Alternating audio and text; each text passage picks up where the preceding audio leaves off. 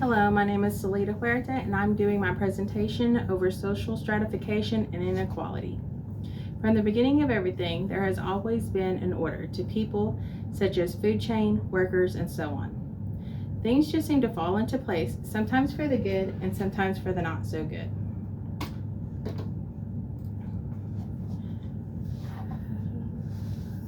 But there's usually a reason or a cause. Although the topic of social stratification and inequality has a wide variety of things to discuss, I'm going to cover the concerns over specific issues on the hierarchy and the inequality of gender and income. Covering my basics first, the two definitions that I would like to talk about is social stratification, which is the organizing into groups based on society's measure and an income of social status, and are usually shown on a pyramid type image.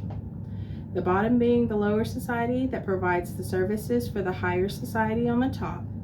Stratifications are also usually categorized in four types of class, caste, ethnicity, and gender for sociologists, and an example would be male versus female, or blue collar versus white collar.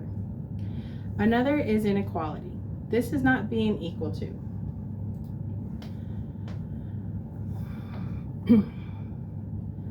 These are usually showing as a tipping scale. Graphs are commonly used to show major differences in wages, and standings are comparison between two or more things.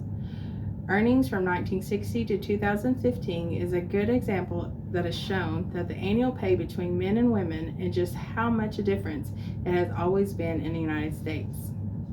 Socially, humans tend to fall into different categories that sometimes often change.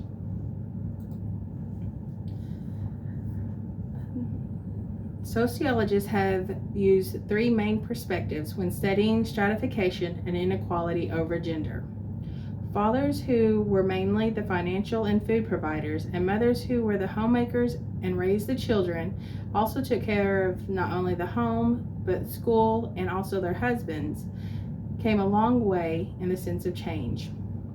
This is the functionalist reasoning in this type of perspective. On the other end of this thinking, conflict theorist perspective sees making one gender dominant over the other, even the higher society over the lower society for gains of purpose. Feminists have also done studies to see just what areas are really affected by gender equality and how it affects the roles of the women in mostly men's workforce and interests, such as sports. Even though there are still inequalities in society due to gender, race, and income, so the scales are slowly starting to tip, providing more scholarships for mothers to receive a higher education and compete in the male-dominant workforce and opportunities, and then also for lower-class societies to open their own businesses, with business loans, higher education, and some of the things that are bridging the gaps in society. Here's one of the websites that I use for my data, and also I use our textbook information. If you have any questions, let me know.